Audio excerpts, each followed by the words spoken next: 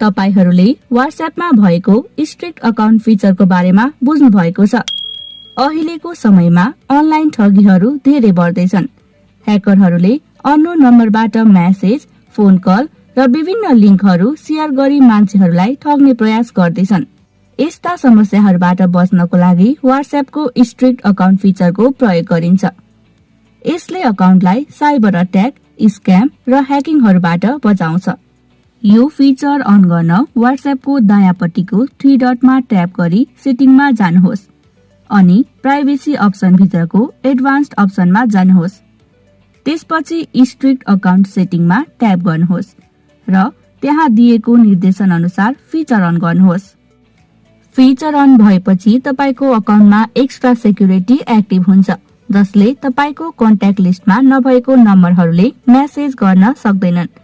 त्यस्ता नम्बरहरू आफै ब्लक हुन्छन् र अकाउन्ट थप सुरक्षित रहन्छ। साथै अननोन नम्बरहरूबाट आउने फोनहरू आफै ब्लक हुन्छन्।